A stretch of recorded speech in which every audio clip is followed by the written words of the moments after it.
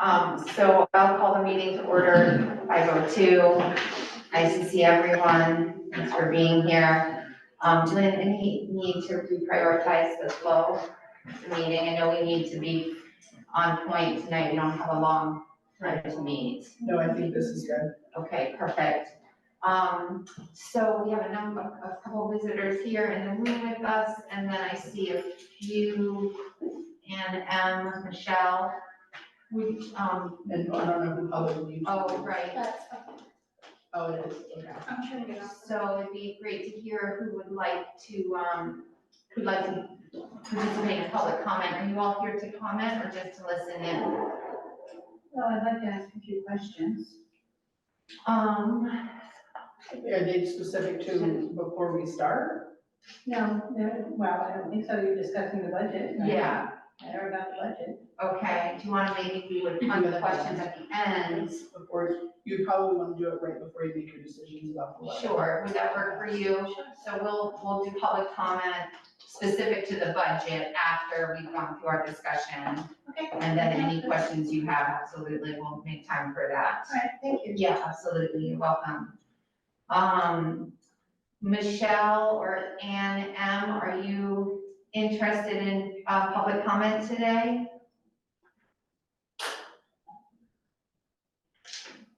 Can you see what Ann's last name is? It just says Ann M. I think it's more. Okay. Are they? Michelle says no comments. No comments, and from Ann?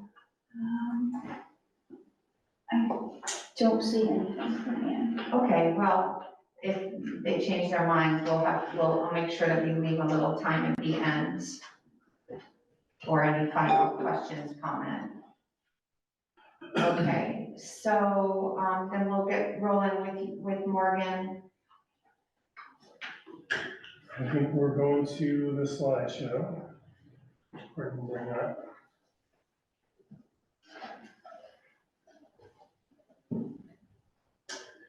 And I think the plan is that we're going to pick up where we left off. I guess we'll have Lynn start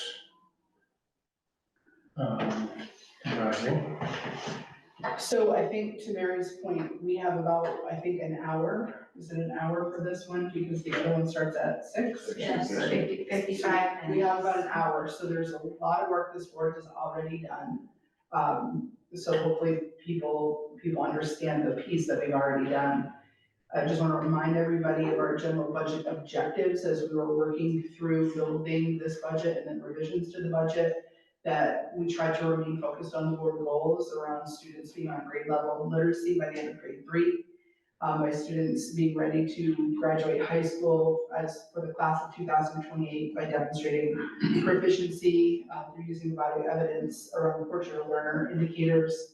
And board goal 3 is around proficiency in the SEL priority standards. So you asked last week if we could get some feedback from the community. So I'm gonna pass this to board members. And Courtney, can you email a copy? Is Kat the only board member on here? Yes, Erin is jumping on in a second. So this has been in real time. We started working on this morning, and then we realized, like, obviously more comments were coming through. So we started theming what we saw in there because it's a lot of comments. So what we tried to give you is the theme. At the top is the question. There are other questions that we asked, but it was more about communication planning, how they would likely participate in meetings or best receive information. So I don't feel like you need to contend with that part tonight. You can do that at your April meetings. So I think maybe 5 or 10 minutes, Mary, to review this. Let's say 5. Okay.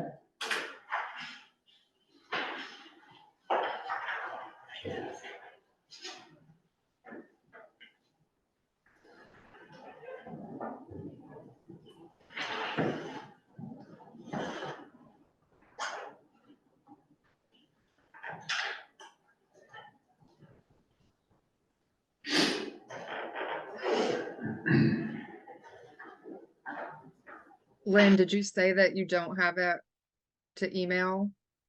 I just sent it to you, Kat. Okay, thank you.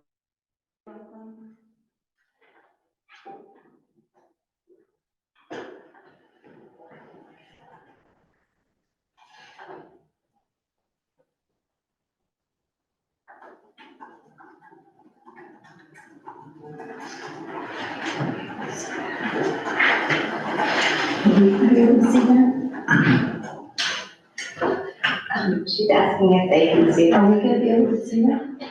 We haven't redacted any of the information. Hard copies?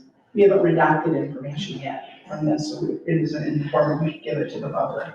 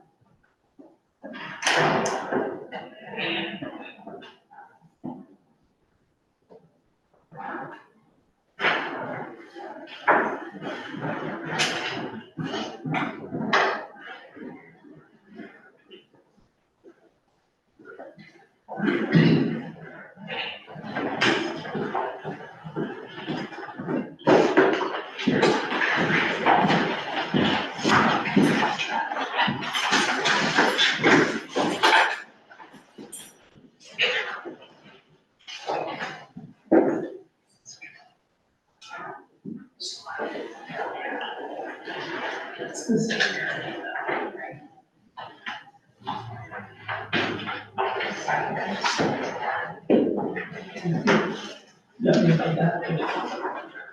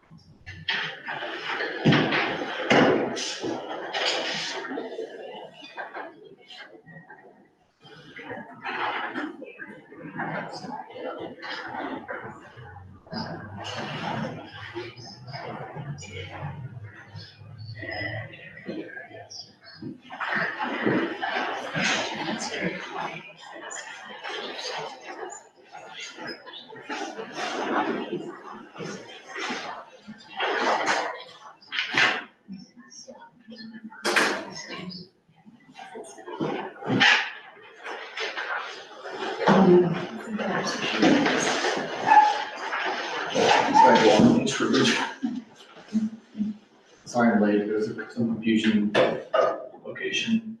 Do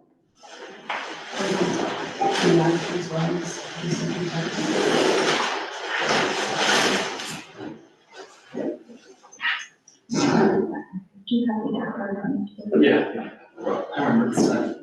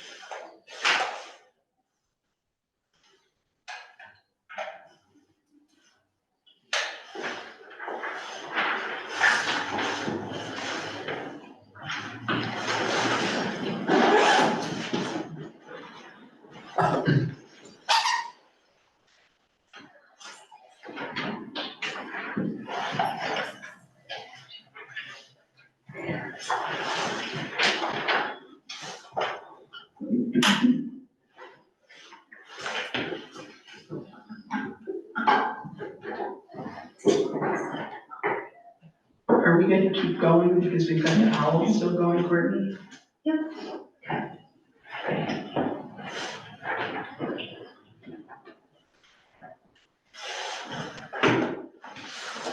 Everybody wants to go from here? You want us to keep going with the presentation?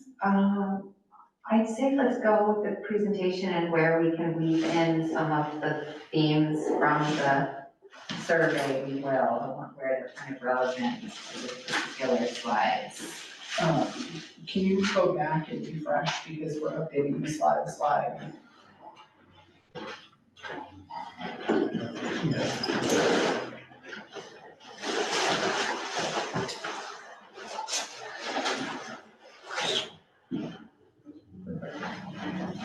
So one of the things that came up is there are people in the survey that said we have declining enrollment, so our numbers should be coming down. That's a statewide narrative, that's not an FNESU narrative. So as you can see, our enrollment has actually is increased and it's projected to remain steady with those increases over the course of the next several years. So we are not contending with declining enrollment. In fact, we're up around 1,950 students right now. And can you remind me, Lynn, where we stand as the size of our system? We are the 13th We're the largest in 13th the largest. state out of I don't know if I can do 51? Yeah. Okay. 51 or 57 superintendents. But no, because some of those are tech center superintendents, so probably closer to Okay, so 13th largest out of 50 systems in the state. correct. So just to give some more context, we'll have Morgan go to the next slide. Just some historical data, Morgan, so people understand where we are.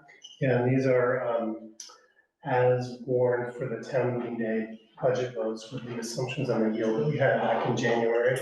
So this is for NMV. This dark black line with the dots is the district level tax rate starting in FY20, which was the first year that we were a merged system. And so you can see that staying steady for 2 years, then dropping pretty dramatically from 22 to 24, and then staying steady again, as was proposed to voters in March. The four colored lines riding generally above are the four town tax rates. So these are the tax rates after the CLA has been applied to them. So you'll see for the first 2-3 years of this chart, they're tracking pretty steadily with what we were doing as a district to that tax rate. And then starting in FY23, even though the district tax rate's been going down, those rates have been going up, and that's because the CLA is being moved by the very hot real estate market, and properties are no longer closely valued in terms of their fair market value to where they are on town brand lists. And then similar trend on the Enosburg-Richford side, a little bit of a flatter curve in terms of the district tax rate, which is the black line with the round dots. In this one, the one major difference is you can see that the red line for Richford dropped pretty dramatically from FY23 to FY24, and that's because they went through a townwide reappraisal, and so their property values as listed went up that year. But again, in general, the trend line is the same. Things were tracking pretty close until the hot real estate market over the last few years.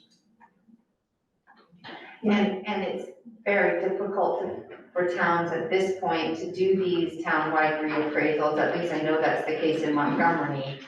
They've been needing to do it for years, but it's hard to find the people to actually organize and do a townwide reappraisal. It's years waiting, There's a correct? several-year waiting list to get it started, and Right. it's a year or two process. And I've heard anecdotally of towns that are now trying to find anybody from anywhere in the country who can do it, because we're all in this box.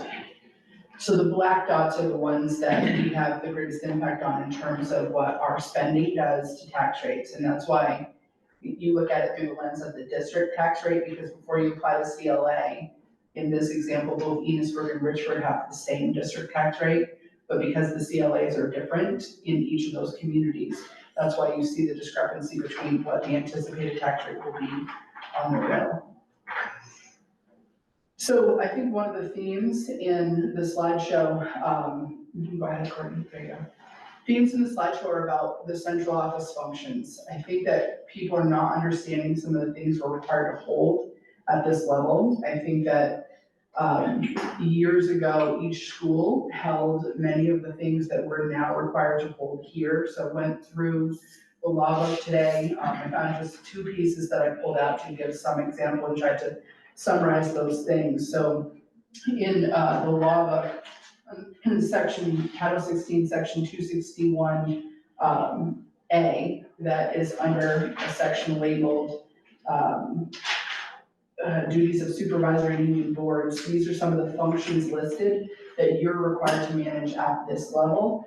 So I think it's important for people to understand, a lot of these things are not things that we have done by choice, although we have found greater efficiencies in some things, and because of that, we have looked through the lens of, for example, the food service and pulling that into something that we do at this level.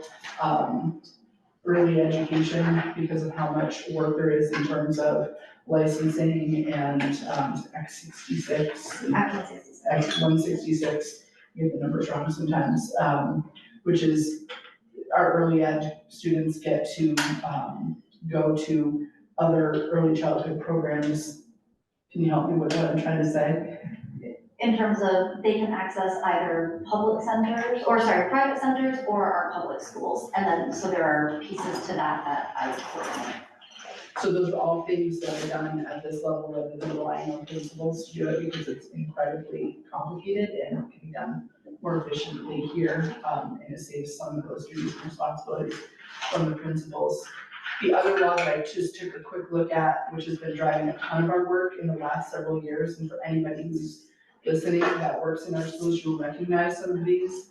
So the Act 173 shifts, these are required under a law that was passed several years ago. You will recognize some of the things that we've been trying to hold here are outlined in that law as well. So some of the other pieces that we now have here have been driven by our data and trying to be as efficient as we can while being able to provide the services that we need to. And I would also add that, in looking through the survey data and talking to a lot of people in the community in the last couple of weeks, I hear a lot about the notion that the central office is kind of bloated and inflated. And I feel as though there's a misunderstanding sometimes about what does get held here, which is, why Lynn and I encourage Lynn to try to kind of disseminate some information and clarify for people the level of complexity that the central office and everyone who works in this space holds, and also relative to most central offices of comparable size systems, ours is a very lean staff. And so as far as now go, and also to remind people that most central office employees are working a 260-day-a-year contract. And so that is another reason why relative to teacher contracts that are 186, salaries may seem inflated, but they are relevant as far as the number of days contracted. And your comps for the counties around. Absolutely. Do we have separate But the feedback? sound- I see Kat is trying to say something, but we can't hear her. Oh, you can't hear Say me? again, Kat.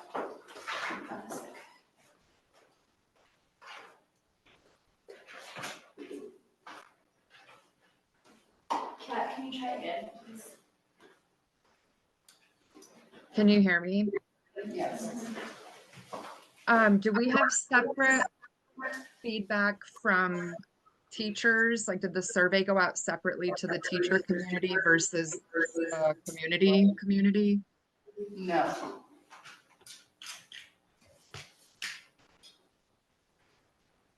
I'm just curious if, yeah, it would have been nice to see how teachers, you know, separate from the community, what their perception is and how they feel supported by central office.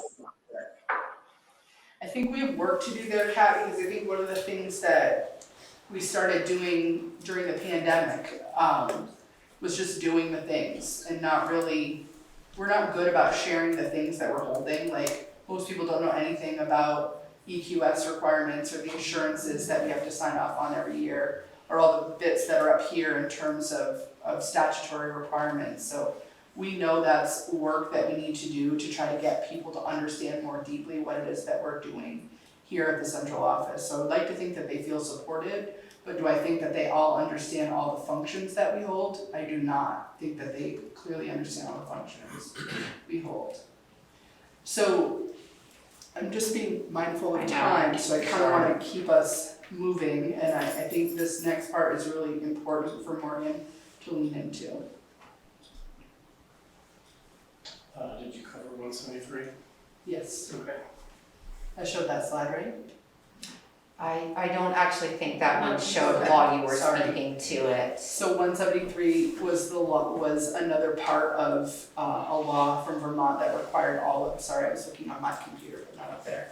Those pieces are all contemplated in that law, and those are not at the school level, those are at the system level. So those are levers that we have to make sure that we're attending to at this level. So we will be going into this more deeply in both of the local district meetings, but I thought it would be good to have an overview here at the SU board as well. And so if we think about the budgets that were voted on town meeting day, and the assumptions we made at that time, in order to drop the district-wide tax rate, that pre-CLI tax rate in Enosburg, Richford, the board would have needed to cut about $169,000. So for $169,000, you move that tax rate a penny. The closer you move down to the dollar rate, the more you need to cut to get another penny, but it's roughly equivalent. On the NMV side, the cut would be more like $204,000 to move that budget a penny. And then also for both sides, right now, for every $89 that yield number increases, and that's the number we're waiting on from the legislature, the tax rate would be reduced by a penny. And again, it takes a little bit more to move a penny the closer you get to that dollar tax rate. We heard today that House Ways and Means anticipates putting out their proposed yield number next week at some point. And the rumor that we're hearing is that it's going to be over $10,000, which is kind of a big jump from where we've been so far in this process. And Morgan, just to clarify, on the ER side and the NMV side, that 168K and the 204K, that can be part of what the SU, like if we lower if we cut some of the SU budget, that lowers the assessment that the two separate districts will pay. Correct. So that can be a part of whatever cuts Yes. the local districts make as well. Exactly. I know the next one. So I'm surprised working. I think it's helpful to just help people to see how our tax rate is impacted by that dollar yield. So I want Morgan to just talk about this slide. I think this is really informative. And I think this is from the Enosburg-Richford side. So that red line across the bottom is the FY24 tax rate. So the rate for the year that we're living in today. The blue line represents the anticipated tax rate based on the anticipated yield, which is that yellow line that's kind of moving opposite. So if you start on the left side of the graph, when the board warned a budget based on the yield number at the time, we anticipated the tax rate would be at around $1.15 or a couple few cents below what it was in '24. A day or two after that budget was warned, the yield rate dropped, and so the tax rate, as predicted, went up a little bit to $1.18, just a little bit over what we had for FY24.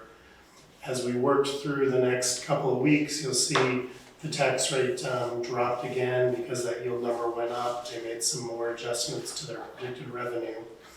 And then that fourth week of January, you'll see the yield rate tanked and the anticipated tax rate shot up.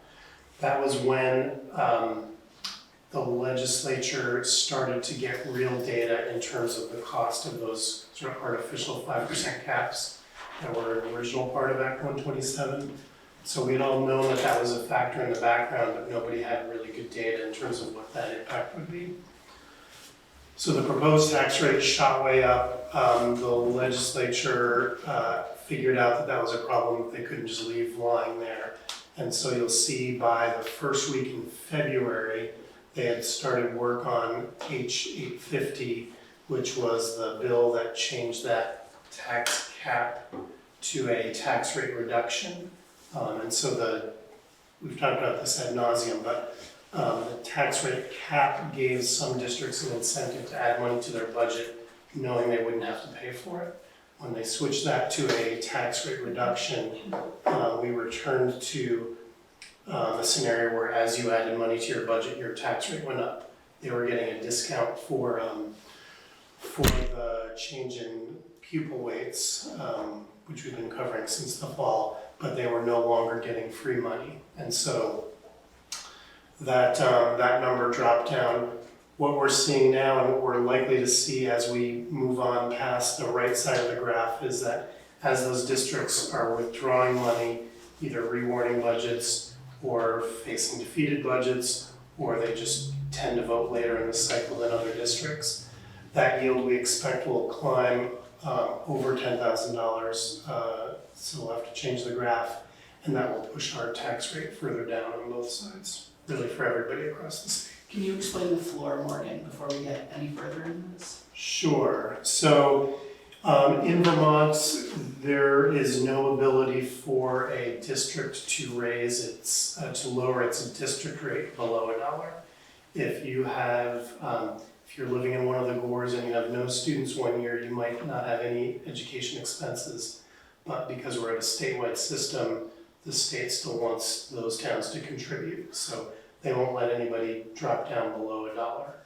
In general, that's only true for towns that either don't have any students at all or tuitioning every single student out and don't operate a school. I think because of the flux this year, because of the 2 budget defeats this year, and because of the potential one for more cuts by our 3 boards, but also for that yield to continue to climb, we are at a point where I've started talking with the 2 local boards about the potential for making budget cuts that push us below that $1.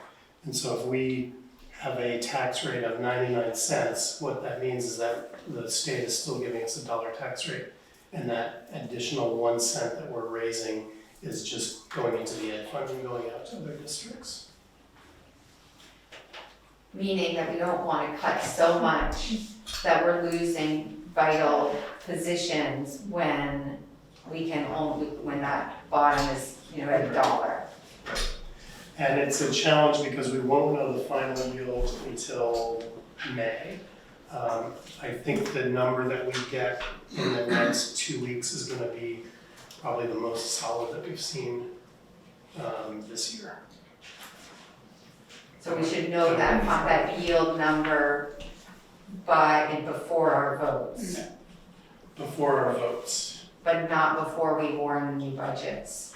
You'll know the projected, but not the final. Okay. Right.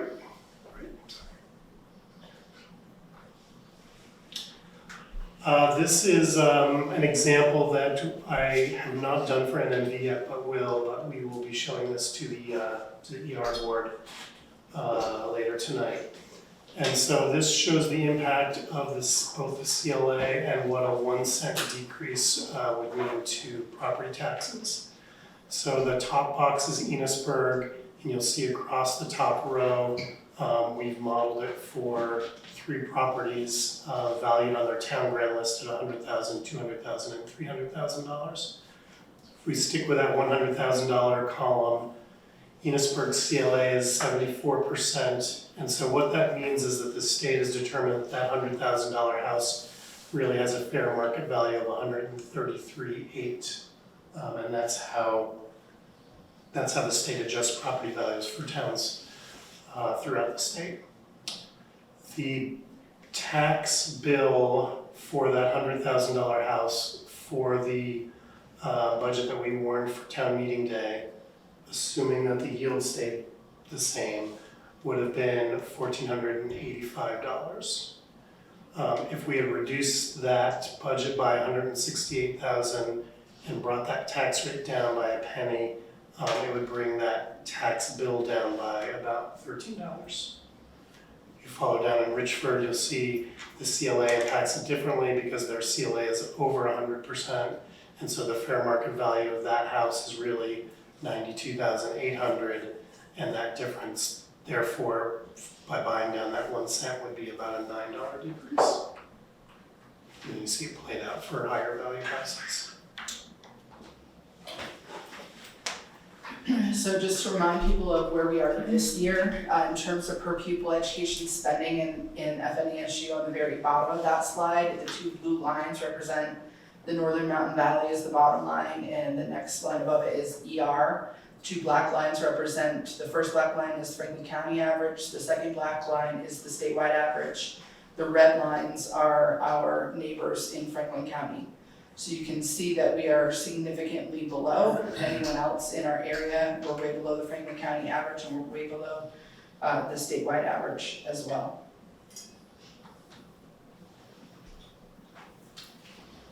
The information on the left is essentially the same information, but it's blown out so you can just see the 20 lowest spending districts in the state per pupil. So what Morgan did on this information on the right is he took information from the Agency of Education about budgets that were contemplated or approved for FY25. Again, this is per pupil education spending. So the green represents budgets that passed, the black represents budgets that have not yet been voted on, the red represents budgets that have been defeated. So with the spending plan that we put before voters, we dropped from 12th and 16th to the 9th and 10th lowest spending per pupil districts in the state. 4 of the districts below us are non-operating: Morgan, Stratton, Ira, and Stamford are 4 districts that don't have schools. So there are 4 districts below us that do operate schools. I'm sorry, I said that wrong. It's Morgan, Stratton, Holland, and Ira. The districts that do operate schools are Mount Anthony, Derby, Stamford, and Quarry Valley. And they all have past budgets. So in theory, anything that we reduce will reduce where we're likely to fall some of those steps in terms of per pupil spending closer to the bottom. Holland is interesting because they have a defeated budget, but they really don't have a budget that they can have much control over. They're non-operating, so the only thing they really have is a tuition bill. So, it'll be interesting to see what happens there.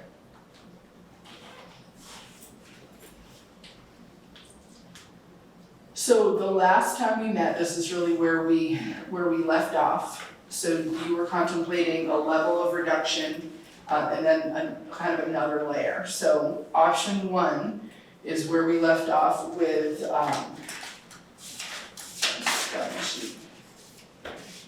with some savings that Morgan and Dawn were able to look at in terms of food service, the human resources assistant position, eliminating that and reducing the assistant curriculum director position.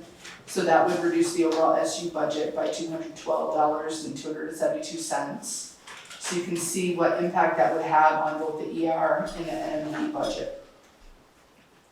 In the second scenario, additional reductions there would include everything from option one, but it would also include eliminating the K-6 Flexible Pathways Academy option, which would then have, that would be $429,372 reduced from the SU budget, and you can see the implication that that would have on the SU assessment for ER and NMV.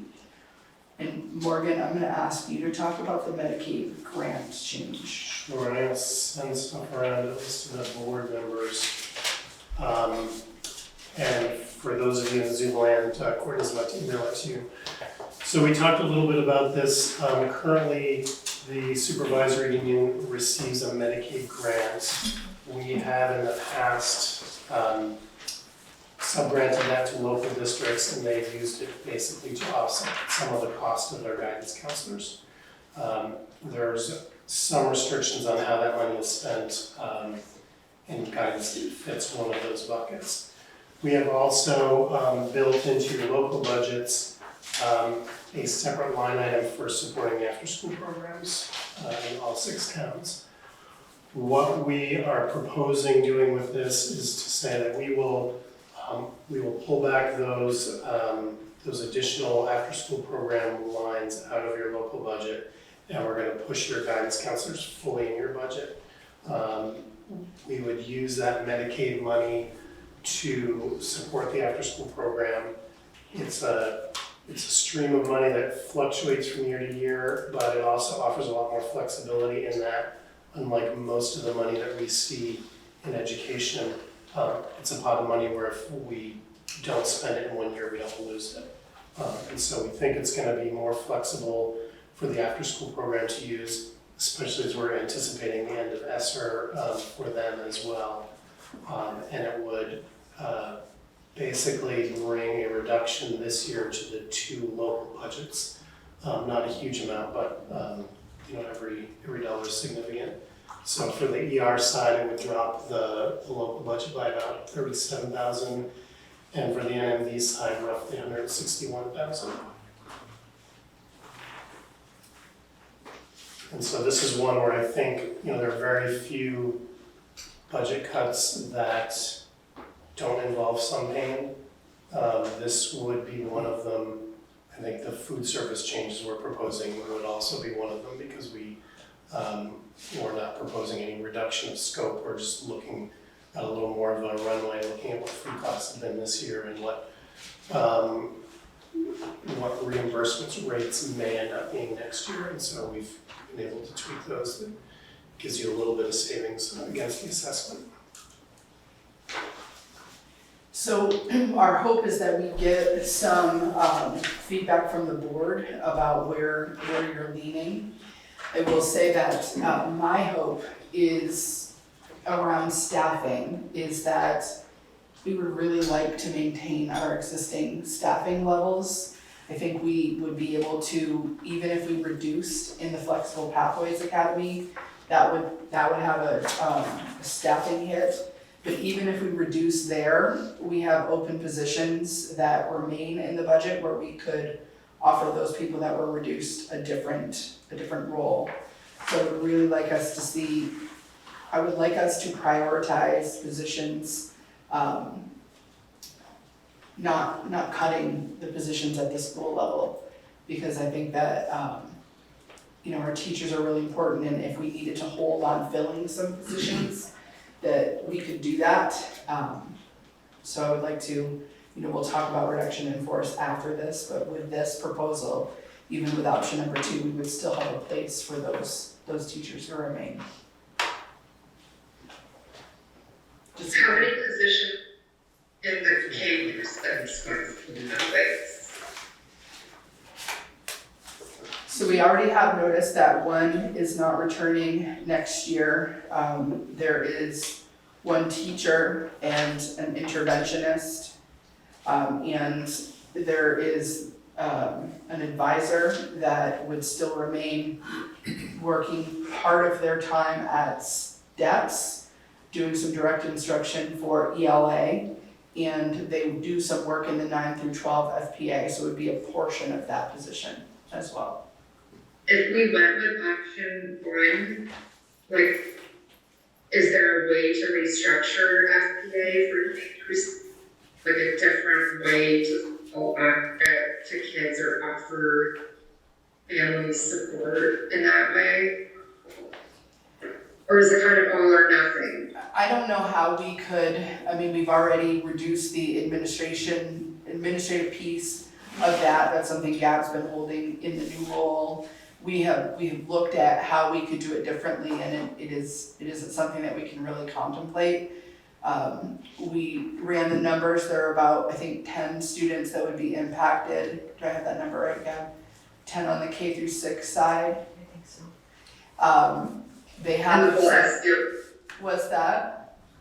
That's 10 students in all 6 towns of the SU. Yeah, that is reduced this year. It was higher in years past. So it's 10 students. They still would have the option to go back to their sending school. With the merger, we do have elementary school choice in policy. So if they chose to return, I would think of that as a change of situation. So it would allow them to make a shift within district. So if they were from Richford and they wanted to go to Enosburg, or Enosburg and they wanted to go to Richford, those would be open options, and the same is true for the 4 NMB schools. So they would have options of their community school, any of the district schools, or certainly they could choose homeschool as well. And so even if they miss the cutoff date this year, because I can't remember when that is, Well, we're not proposing that we would do anything for this year. We would or not let this out. year, I mean, the coming, yeah. And the cutoff, we're just about to send out the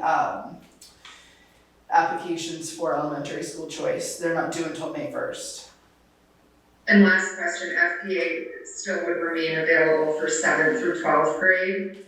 So 7 and 8, it isn't an additional cost because we have to offer,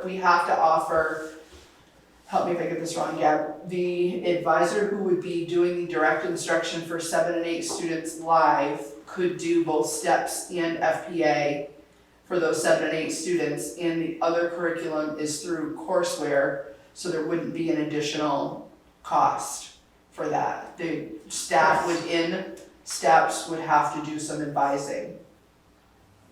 Yeah. Correct? I think it's good to remember that, this board sets a budget, the 2 district boards set a budget, and your administrators are required to stay within that budget. But we know that the kids that we're anticipating coming in August are gonna be different than the kids who actually come in August. And so, we could have a budget here, and if we get 100 kids that are interested in the FPA, it's likely to look different in terms of where we actually spend the money. Or if we get 100 kids who move into town with significant needs that we're required to provide for, we'll be making cuts somewhere else. So just want to kind of put that on the table. What we're showing now is what you have in your handout, and I just want to make sure people understand it. So the second column of numbers, V1 proposed, is what we put in front of the voters on town meeting day, or what you put in front of your 2 district boards in December, and that fed the assessment that was in the budgets for town meeting day. V2.1 proposed is that option 1 that Lynn just talked about on the previous slide. The 24 to 25 change would be the change from the previous year budget. And then that last column, V1 to V2.1 change, is sort of where you can see the reductions from the budget as warned in December. So under instructional support is the change to the curriculum director position. Under central services is the removal of that HR assistant. Under food service operations is what we think we will be able to reduce the food budget by. And then you'll see there's some changes in terms of the revenue. Those three numbers in black are what we think are increases to food service revenue based on where we're hoping reimbursement rates end next year. So that line right at the top, go a little more. That 21272 would be the reduction to the local assessment lines if you move this budget forward. And then the second section is that you'll see that local 21C expenses that getting zeroed out, and we would pull that out of your general fund and put it into that Medicaid grant fund. And again, that would require us to push some of your guidance counselors back into your local budgets. And Morgan, can you clarify where, if we do move forward with no longer funding the FPA, where is that on? That is not on here yet. Oh, that's not on here yet. Okay. But that would come up under the instructional line item. Okay.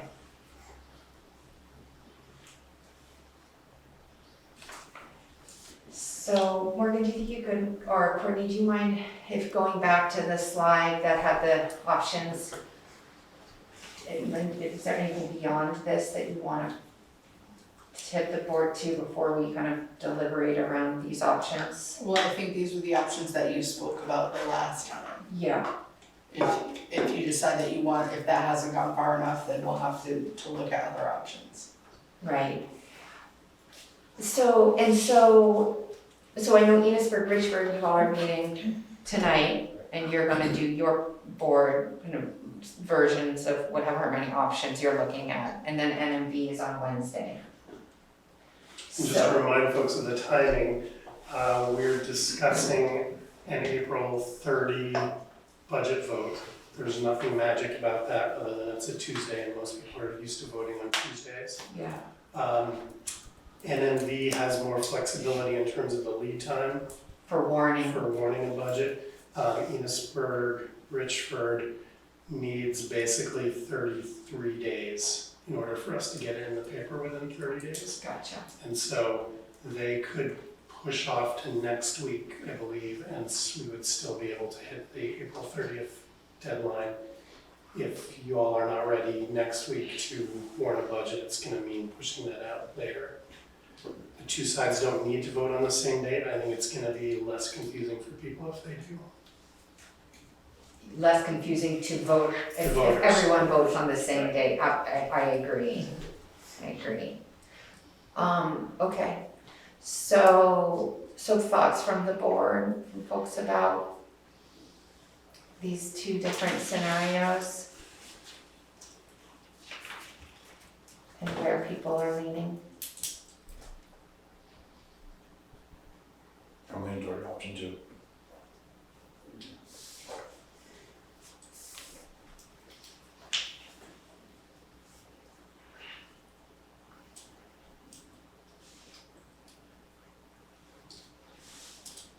Any more discussion? I think I'm gonna say something, Mary. I think that as, you know, it's painful when you make cuts like this, but I think that I would recommend that you consider option 2, because I think it's important for us to take more out of the SU budget impacting the assessments for each of the local districts. That can help you to have any deeper cuts at the local districts. You're still gonna have cuts, but this is double what we would expect from either of the other two, from what those two boards had kind of contemplated at their last meetings. Right, I agree, I mean, and I would really, like, as you said, my hope would be that we do not have to have a reduction in force with our staffing in our buildings. And while we might have to have some restructuring and moving certain people around, it would be great to maintain, the staffing levels as best as we can in the local districts. I mean, I know we're gonna have to cut some out of both of those budgets. I too am leaning toward option 2. I know that the FPA has been a really vital piece for a number of families, but it serves a really small amount of students. And it is hard when it's a very tough decision, and I don't take it lightly to recommend that. But I think that those students do have other options, either through homeschool or attending a brick and mortar school, and the ability of school choice within the districts. And so while I'm sad to see it go, and I think it served a really important role for a while there, it is hard to justify the expense at this point. I agree with that too. I'm leaning toward option 2. I was also very stricken at first to hear about the FBA going away, but then when I learned there was only 10 kids being served, and then Lynn, I think your reminder that, and like Mary just said, the school choice, and they chose to a traditional homeschool option. I'm also reminded of the fact that, I mean, they still have access to supports from the schools. Like, you can homeschool and still have your child attend, up to that certain percentage, whether it be going for math or going for specials. So I do think that there are still a lot of really, really wonderful options available for those 10 kids. So I would go with option 2 also.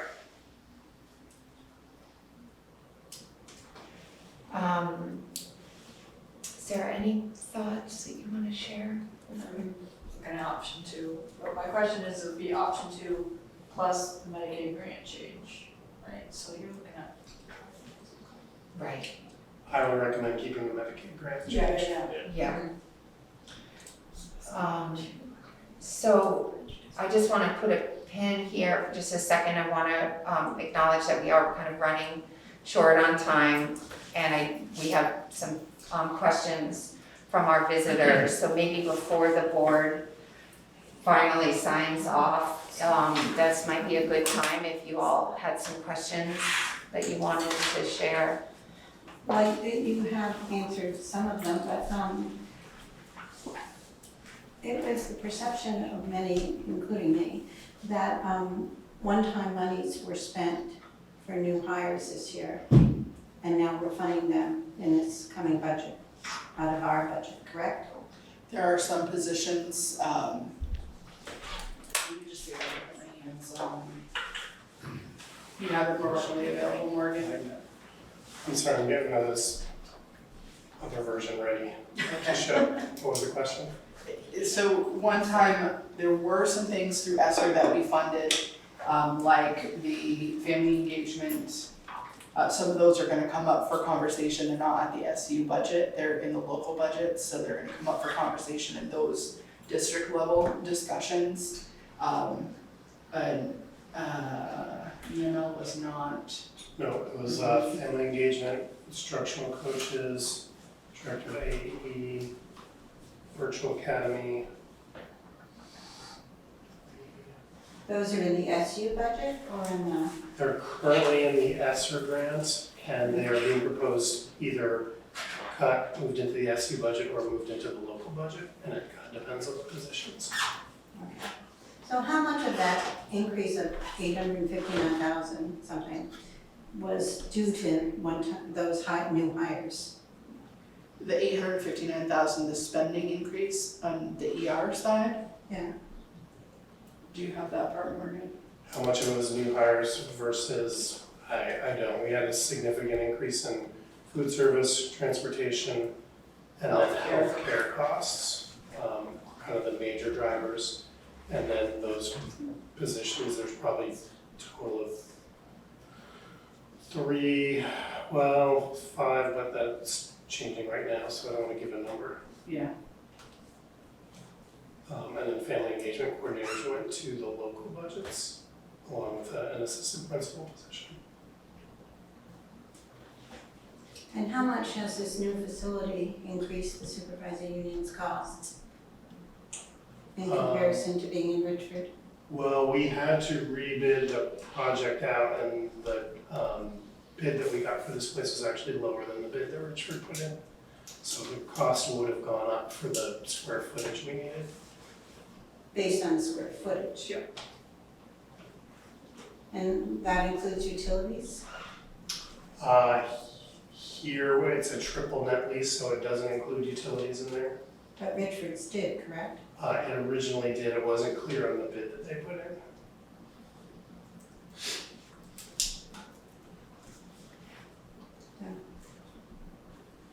I guess that's it. Okay, thank you. Thank you. Put that one up. So Morgan, So I think on the big screen is what you're contemplating, and Lynn can check my math.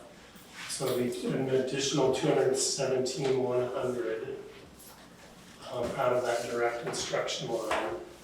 And then if you roll down to the green section, so a reduction of 429,372 to the assessment to the districts.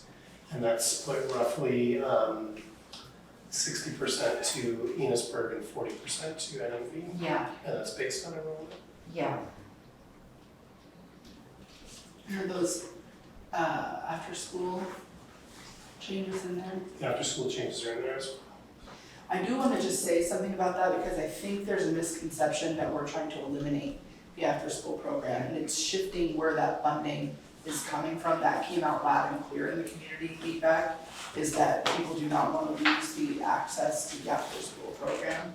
So I just wanted to be clear about that part. Right, yeah, I mean, certainly the survey data suggests that the after-school program is greatly valued by pretty much across the board by everyone and serves a really vital role. So yeah, we definitely want to clarify that that is not getting defunded or going away in any capacity. And so, you know, with the variability of the yield, and I feel like I wouldn't want to go any further with the SU budget than this for now. I mean, these are some significant cuts as they stand. It seems like a good place to land for now while the local districts work on their budgets. So I want to, do you want to say anything? You're welcome to join. Can you switch to the next slide? So this was just around the reduction in force. I'm recommending that you do not contemplate reducing further, because if there was a need, we could shift people into other open positions. So I looked through all the seniority lists for both ER and MD, and we'll have the reduction force conversation on each of those district board conversations as well. I think given the number of turnover we typically have around special education and the number of openings that we haven't been able to fill for intervention this year, I don't think there's a need to reduce the workforce. And I think that when we do that, it just creates greater instability, and we're likely to lose more of our educators, which is certainly not something that I want to do. So is the board comfortable with me holding and still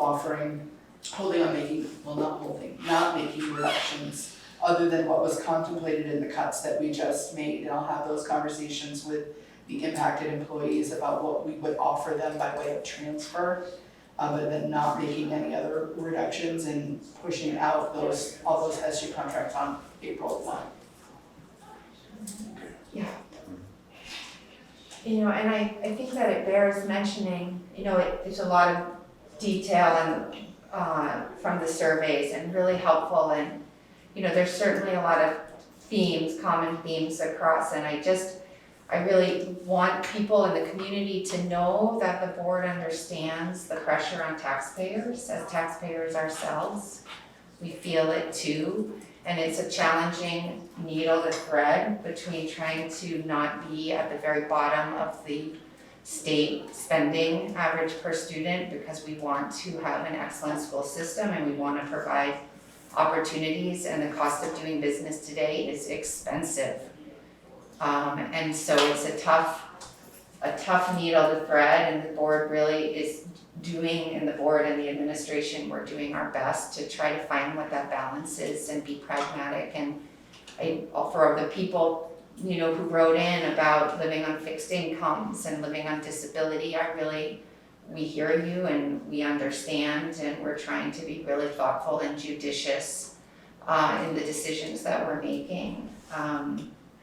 And that we really pay attention to what we hear from the community and the feedback, and are doing our very best. And I'm really hoping that people will come out to the informational sessions and try to understand these. It's a very complex funding system, and there was a lot of feedback in the surveys about funding education via tax dollars to begin with, and that's a whole nother kind of can of worms over which we have no real control at the moment. But certainly I think there is more push on the legislature to try to understand that this is a tough way to move, to fund education. It's a really clunky system with yields and CLAs and different CLAs across the towns, and so many complexities, and there is a burden on taxpayers for sure.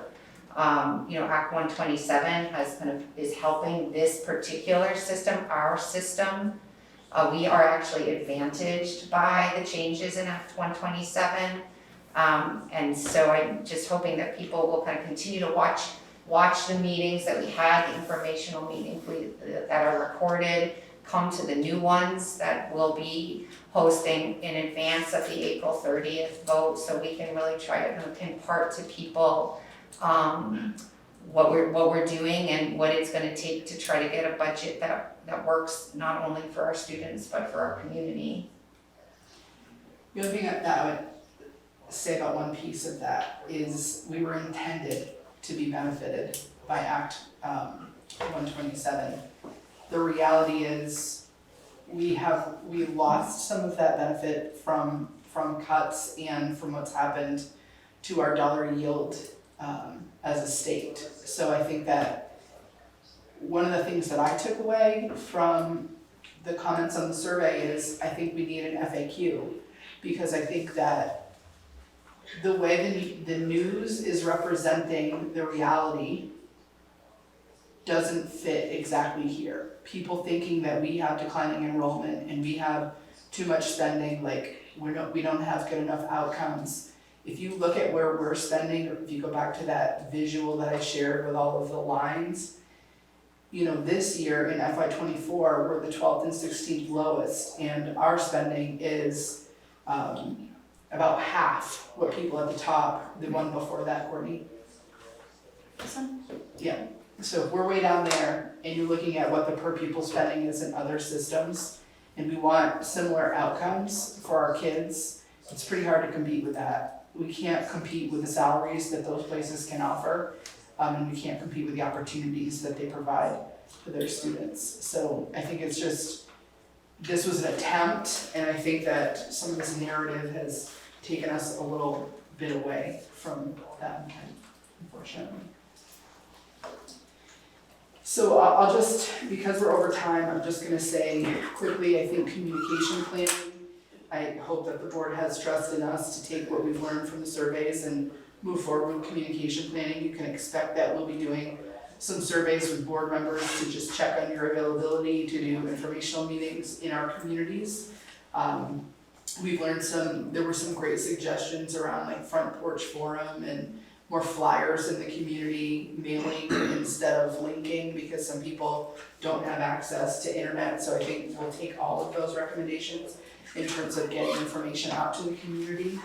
And then we'll bring you an update at your April meeting, which will be just before that proposed budget vote.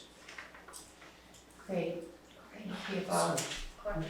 We don't need a motion if you're officially. Okay, I'm just, before that, I noticed we have one hand up with Michelle in the virtual world. No, No? that's, Courtney's cursor. that's a random cursor. Oh, okay, she's not, I just wanted to make sure she didn't want to comment No, before. I don't know where that came from. Okay, so Morgan, you need a motion to, So what I'm looking for, if you're ready for it, Yeah. is a motion to approve a revised FY '25 Franklin Northeast Supervisory Union General Fund budget in the amount of $12,944,388. repeat the number for me. 12,944,388. Okay, I'm gonna try not to mangle this. I was writing as quickly as I can. Okay, so I'm gonna make a motion to approve a revised FY '25 FNESU general fund budget in the amount of $12,944,388. And we'll do that by roll. Kat, Aye. Erin, Aye. Sarah, Aye. Mort, Mary is an aye. All right, thank you all. Appreciate it. I have just one other thing. Sure. We're over, would you be okay if we did calendar? I just would like to communicate to our staff as soon as possible. So there are some proposed changes to calendar this year. Before you dig into it, I just want to say that one of the things that's been contemplated as a state for a long time is whether or not we can get to a statewide calendar. So the Champlain Valley superintendents took a look at our calendars this year, and we challenged ourselves to come up with a calendar that truly, we're required by law to have a regional calendar, but then we have the ability to ask for waiver days if we deviate from the calendar. So our challenge to one another was, can we come up with a calendar for the whole region? And for those of you that don't know, that's 2/3 of Addison County, all of Chittenden, all of Franklin, and all of Grand Isle. So that's what this calendar reflects, is no waiver days. These are all kind of agreed upon common days. So what this would do, essentially the biggest change is instead of coming back on Wednesday, August 28th, we would be coming back on the Monday, August 26th. So it moves up some of our in-services. So that week before, we would have either a combination of local and SU in-service days, and you negotiated an additional PD day in your contract for teachers starting this next year. So half of the 23rd would be for principals to plan, and the other half would be for teachers to use as they see fit. Everything looks the way it has looked in November. The one thing, there's a little asterisk there, and that asterisk is just reflecting that sometime in November, teachers are expected to have family conferences, and that they get credit for an additional, like an in-service day for that family conference. Everything else is similar. Some of the in-service days are a little bit different, but not tremendously different. In April, same thing. It's different this year. We have been giving the day before April break in lieu of parent-teacher conferences, and instead we're counting that as an additional work day in April, which gets us out. It contemplates an earlier end date of June 11th. So we felt that was important, and one of the reasons, I just want to give some rationale behind the common, we wanted to show the state a model that we were able to come together and figure out how to do this, and kind of urge them to figure out how to do it statewide. Because the reality is, we're so short on staffing in all of our schools in Vermont. We have no substitute teachers, or very few substitute teachers. So when one school closes and teachers work in different communities, their kids attend that school, they then create staffing shortages in other schools because of any variation. So, the other change is to be in school for Indigenous Peoples' Day, and doing some learning around that instead of having that off. We were the only district in this county that took it off last year, which had an impact on our friends in MDU and Maple Run, and Grand Isle. So there are no half-day early release days in this calendar. We've eliminated those. We want to maintain the 1 hour early release on Tuesdays, but not have any of the half-days. Any questions, comments? This was a heavy lift. It was. Yeah, can tell. And do you want a motion Yes, on please. this? Any discussion from the board? Concerns or questions for Lynn? Okay, so I'll make a motion to accept, this, the FNESU joint calendar. By roll, Kat, Aye. Erin, Aye. Sarah, Aye. Mort, Aye. Mary's an aye. Thank you, everyone. Okay, great, and I'll make a motion to adjourn, all in favor? Aye. Good, Erin, good, thanks Kat, thank you all, thanks everyone, appreciate it.